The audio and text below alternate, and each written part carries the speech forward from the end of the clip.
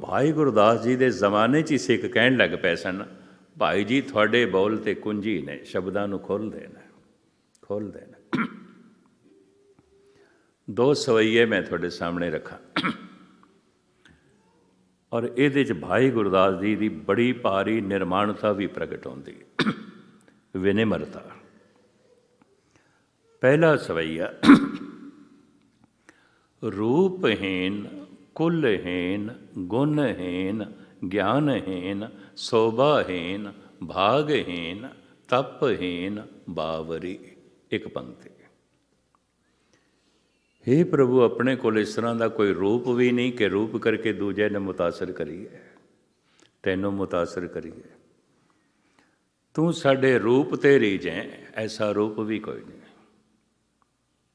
ਰੂਪਹੀਨ, ਕੁਲਹੀਨ, ਆਪਣੀ ਕੋਈ ਕੁਲ ਜ਼ਾਤ ਵੀ ਉੱਚੀ ਨਹੀਂ ਹੈ।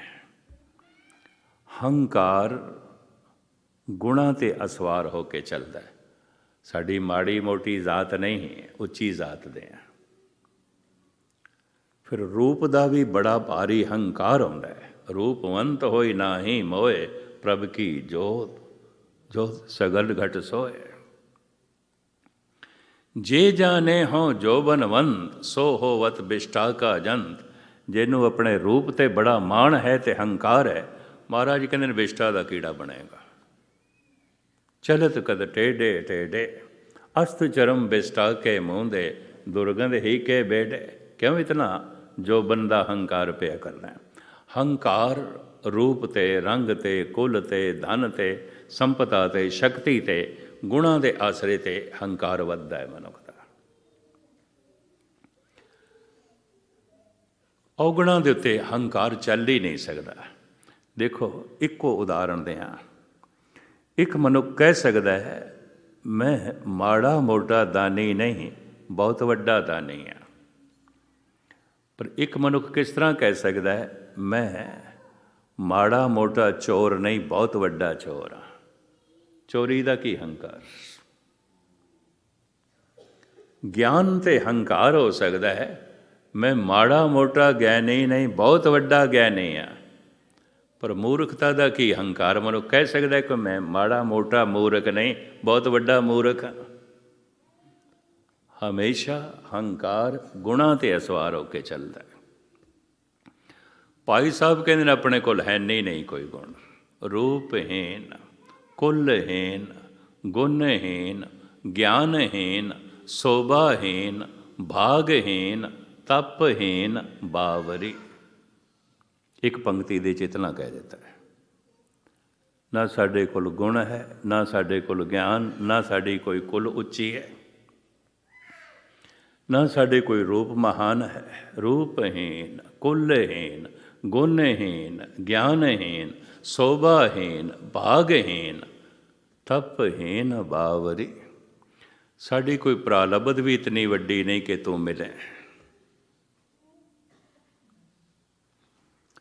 ਭਾਗ ਵੀ ਐਸੇ ਨਹੀਂ ਨੇ।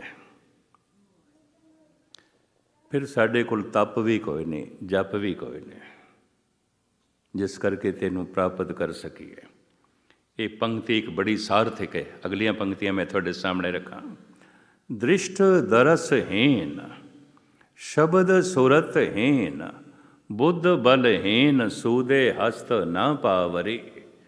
ਵੇਖ ਸਕੀਏ, ਪ੍ਰਭੂ ਆਪਣੇ ਕੋਲ ਅੱਖਾਂ ਹੀ ਕੋਈ ਨਹੀਂ। ਸੁਣ ਸਕੀਏ, ਸਾਡੇ ਕੋਲ ਕੰਨ ਹੀ ਕੋਈ ਨਹੀਂ। ਬੋਲ ਸਕੀਏ, ਇਹ ਪ੍ਰਭੂ ਆਪਣੇ ਕੋਲ ਜ਼ਬਾਨ ਹੀ ਕੋਈ ਨਹੀਂ। ਦ੍ਰਿਸ਼ਟ ਦਰਸਹੀਨ, ਸ਼ਬਦ ਸੁਰਤਹੀਨ, ਬੁੱਧ ਬਲਹੀਨ, ਸੂਦੇ ਹਸਤ ਨਾ ਪਾਵਰੀ। ਤੈਨੂੰ ਸਮਝ ਸਕੀਏ, ਸਾਡੇ ਕੋਲ ਅਕਲ ਵੀ ਕੋਈ ਨਹੀਂ। ਫਿਰ ਹੱਥ ਵੀ ਟੁੰਡੇ ਨੇ, ਪੈਰ ਵੀ ਲੰਗੜੇ ਨੇ। ਚੱਲ ਸਕੀਏ, ਪੈਰ ਵੀ ਕੋਈ ਨਹੀਂ। ਕਰ ਸਕੀਏ, ਹੱਥ ਵੀ ਕੋਈ ਨਹੀਂ। ਇਹ ਦੂਜੀ ਪੰਕਤੀ। ਦ੍ਰਿਸ਼ਟ ਦਰਸਹੀਨ, ਸ਼ਬਦ ਸੁਰਤਹੀਨ, ਬੁੱਧ ਬਲਹੀਨ, ਸੂਦੇ ਹਸਤ ਨਾ ਪਾਵਰੀ।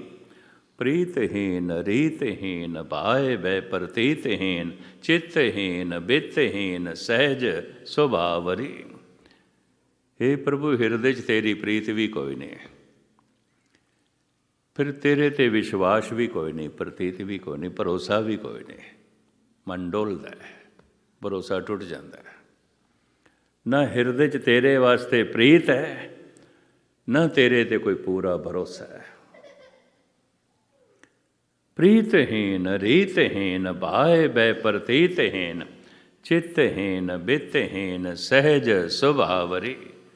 ਤੇਰਾ ਚਿੰਤਨ ਕਰ ਸਕੀਏ, ਸਾਡੇ ਕੋਲ ਯਾਦ ਸ਼ਕਤੀ ਕੋਈ ਨਹੀਂ, ਚੇਤਾ ਹੀ ਕੋਈ ਨਹੀਂ, ਕੋਈ ਸਮਰੱਥਾ ਹੀ ਕੋਈ ਨਹੀਂ,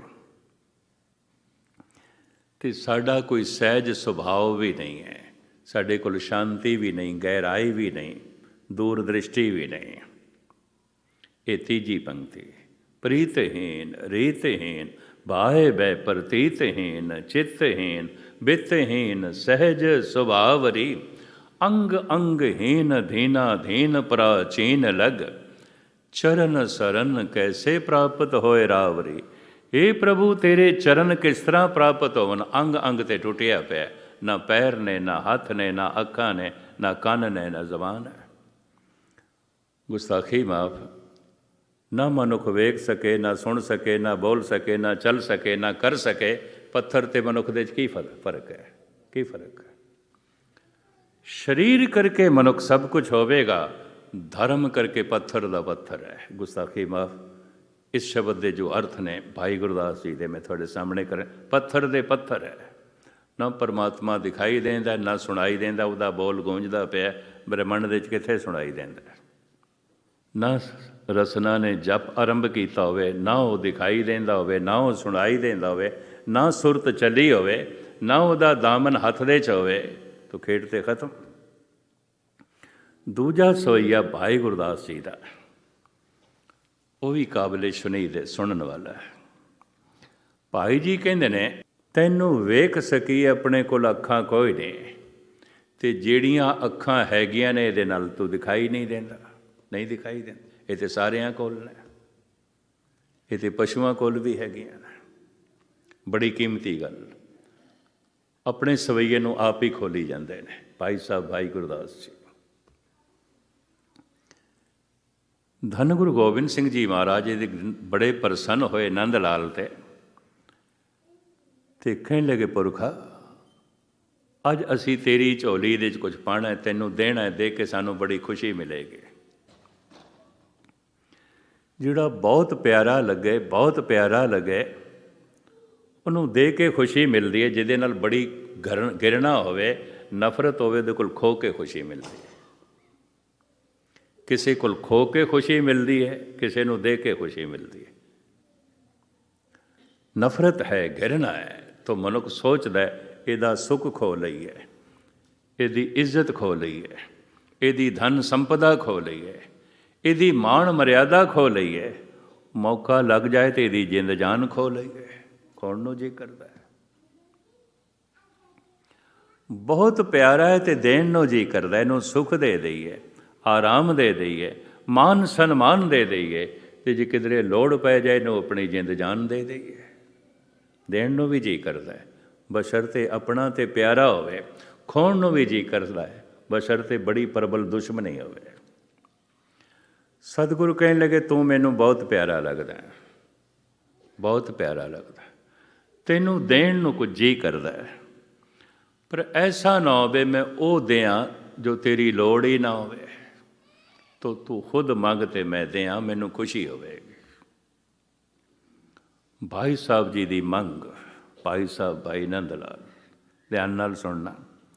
ਹੱਥ ਜੋੜ ਕੇ ਭਾਈ ਨੰਦ ਲਾਲ ਕਹਿੰਦੇ ਨੇ, ਯਾ ਇਲਾਹੀ ਚਸ਼ਮੇ ਬੀਨਾ ਏ ਬਿਦੇ, ਦਰਸਰਮ ਅਜ਼ ਇਸ਼ਕ ਸੌਦਾ ਏ ਬਿਦੇ। ਐ ਮੇਰੇ ਇਲਾਹੀ, ਐ ਮੇਰੇ ਗੁਰੂ, ਜੇ ਦੇਣਾ ਹੈ ਅਤੇ ਉਹ ਅੱਖਾਂ ਦੇ ਜਿਹਦੇ ਨਾਲ ਰੱਬ ਦਿਖਾਈ ਦਿੰਦਾ, ਪ੍ਰਭੂ ਦਿਖਾਈ ਦਿੰਦਾ। ਸਿਰ ਦੇ 'ਚ ਉਹ ਪਿਆਰ ਦੇ, ਉਹ ਇਸ਼ਕ ਦੇ। ਇੱਕ ਦਫਾ ਦੁਨੀਆ ਕਹਿ ਦੇਵੇ ਨੰਦ ਲਾਲ ਪਾਗਲ ਹੋ ਗਿਆ। ਅਜੇ ਤੇ ਮਹਾਰਾਜ ਲੋਕੀ ਮੈਨੂੰ ਕਵੀ ਕਹਿੰਦੇ ਨੇ, ਸ਼ਾਇਰ ਕਹਿੰਦੇ ਨੇ, ਵਿਦਵਾਨ ਕਹਿੰਦੇ ਨੇ, ਗਿਆਨੀ ਕਹਿੰਦੇ ਨੇ, ਮੈਨੂੰ ਕਿਸੇ ਨੇ ਪਾਗਲ ਆਖਣਾ ਸ਼ੁਰੂ ਨਹੀਂ ਕੀਤਾ। ਅਕਲ ਤੋਂ ਜਿਹੜੇ ਅੱਗੇ ਲੰਘ ਜਾਂਦੇ ਨੇ, ਸੰਸਾਰ ਉਹਨਾਂ ਨੂੰ ਪਾਗਲ ਕਹਿੰਦਾ ਹੈ।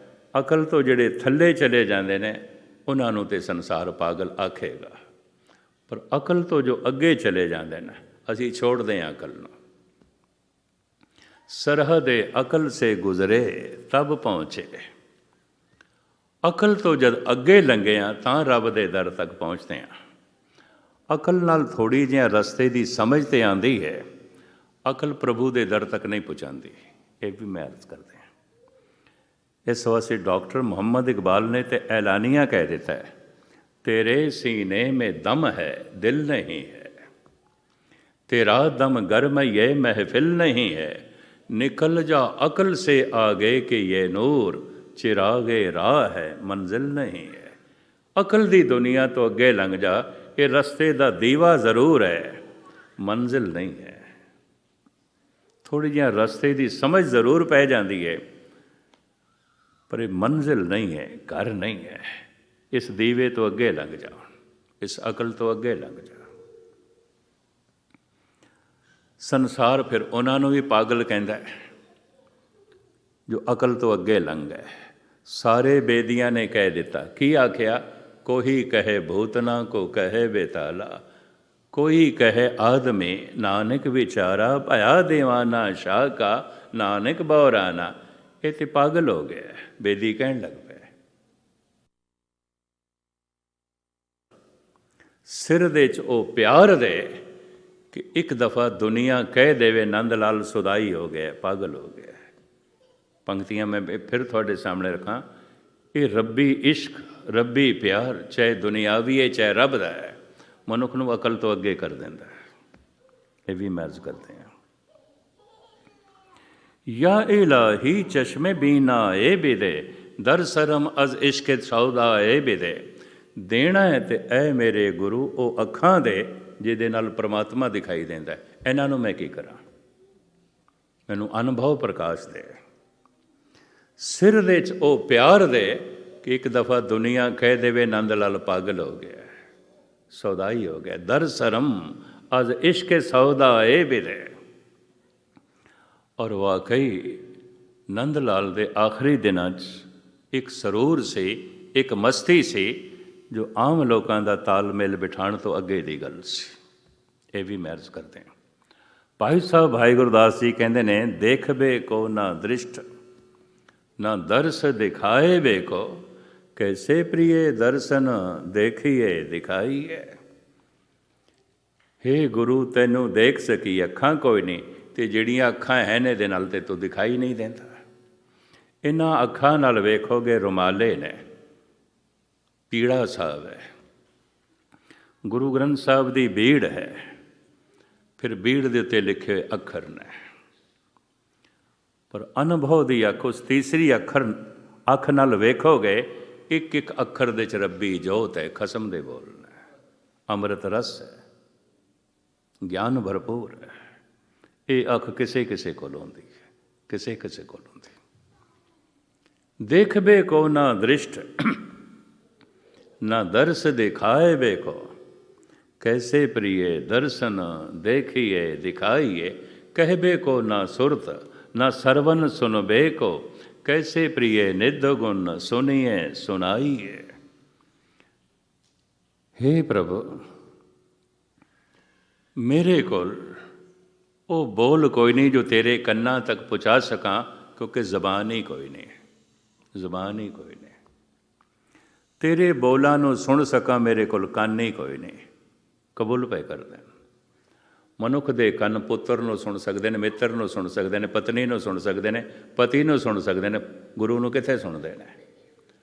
ਪੁੱਤਰ ਦੀ ਗਲਤ ਗੱਲ ਵੀ ਮੰਨ ਲੈਂਦੇ ਨੇ, ਗੁਰੂ ਦੀ ਜਾਇਜ਼ ਵੀ ਨਹੀਂ ਮੰਨਦੇ। ਮਿੱਤਰ ਦੇ ਕਹਿਣੇ 'ਤੇ ਸ਼ਰਾਬ ਵੀ ਪੀ ਲੈਣਗੇ, ਗੁਰੂ ਦੇ ਕਹਿਣੇ 'ਤੇ ਅੰਮ੍ਰਿਤ ਵੀ ਨਹੀਂ ਛਕਣਗੇ। ਤਾਂ ਮਿੱਤਰ ਦੀ ਸੁਣੀਏ, ਗੁਰੂ ਦੀ ਨਹੀਂ ਸੁਣੀ।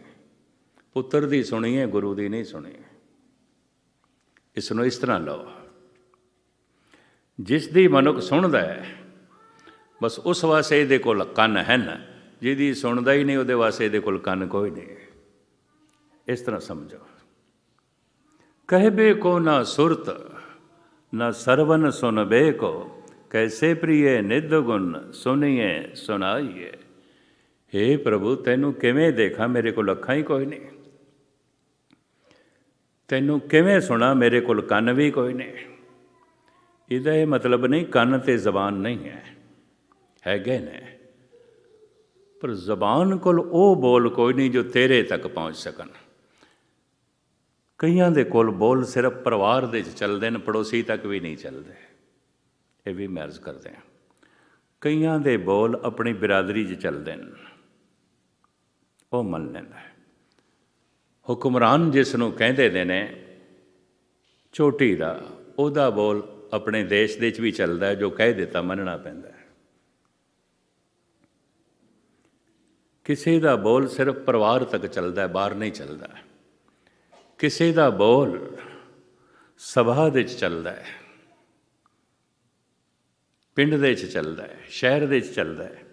ਕਿਸੇ ਦਾ ਬੋਲ ਸਾਰੇ ਮੁਲਕ ਦੇ 'ਚ ਚੱਲਦਾ ਹੈ। ਪਰ ਦੁਨੀਆ ਦੇ 'ਚ ਇਸ ਤਰ੍ਹਾਂ ਦੇ ਵੀ ਲੋਕ ਨੇ, ਜਾਂ ਕਾ ਕਿਹਾ ਦਰਗਹਿ ਚਲੇ, ਜਿਹਦਾ ਬੋਲ ਦਰਗਾਹ ਦੇ 'ਚ ਵੀ ਚੱਲਦਾ ਹੈ, ਪਰਮਾਤਮਾ ਤੱਕ ਚੱਲਦਾ ਹੈ। ਪਰਮਾਤਮਾ ਵੀ ਸੁਣਦਾ ਹੈ ਅਤੇ ਪਰਮਾਤਮਾ ਵੀ ਮੰਨਦਾ ਹੈ। ਜਿਤਨੀ ਦਿਲ ਦੀ ਗਹਿਰਾਈ 'ਚੋਂ ਗੱਲ ਨਿਕਲੇਗੀ, वो गल उतनी ऊंची पहुंच जाएगी। दिल से जो बात निकलती है असर रखती है, पर नहीं ताकत परवाज मगर रखती है। इसनों मैं इस तरह बयान करता हूँ, समाप्ति करा। जिस दरख्त ने अपनिया शाखा नूं आसमान तक लै जाना है, उन्होंने अपनिया जड़ां पाताल दे च लै जानियां पैणगीਆਂ। जिस दरख्त ने अपनिया जड़ां नूं पाताल तक नहीं पहुँचाया, वो अपनिया शाखा नूं आसमान तक नहीं लै जा सकता। गुरु दा शब्द दिल दी गहराई दे च नहीं गया तो जबान चों निकलिया होया शब्द परमात्मा तक पहुँचना ही नहीं, पहुँचता ही नहीं। जाका कहा दरगे चले। दुनिया च इस तरह के मनुख भी ने जिन्हां दा मोह परमात्मा की दरगाह दे च भी चलता है, परमात्मा भी उन्हां दे बोल नूं नहीं ठुकरांदा। कईयां दे बोल ते अपने पुत्र तक भी नहीं पहुँचते, पुत्र भी ठुकरा दिंदा। कईयां दे बोल ते अपने परिवार दे च भी नहीं चलते, पति ठुकरा दिंदा, पत्नी ठुकरा दिंदी है, घर दे च भी नहीं चलते। कईयां दे बोल परमात्मा दे घर दे चलते, प्रभु तक चलते। भाई साहब कहते ने तेरे तक बोल पहुँचा सकां अपने कोल जबान कोई नहीं, तेरे बोल सुन सकी साढ़े कोल कन भी नहीं है। कहबे को ना सुरत ना सरवन सुनबे को, कैसे प्रिय निध गुण सुनिए सुनाइए। मन में गुरमत गुरमत में ना मन, निहचल होए कैसे उन मन लेवलाइए।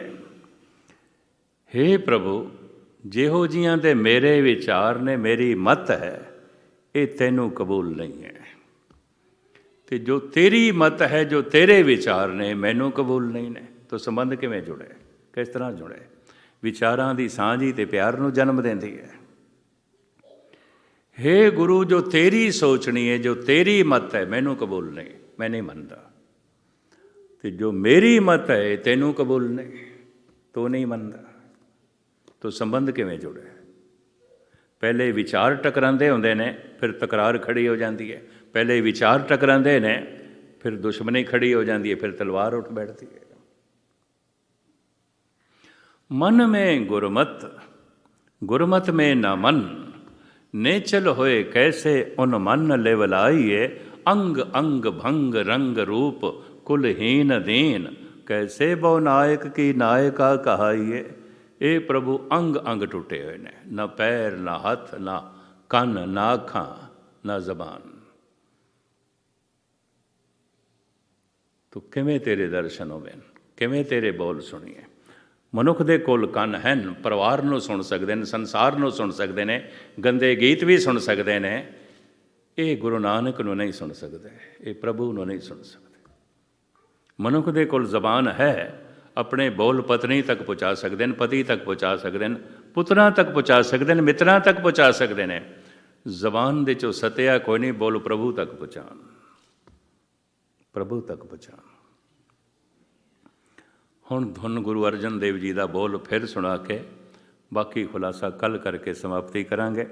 सतगुरु कहते हैं भुज बल वीर ब्रह्म सुख सागर, गरत परत गह लेहो अंगोरिया।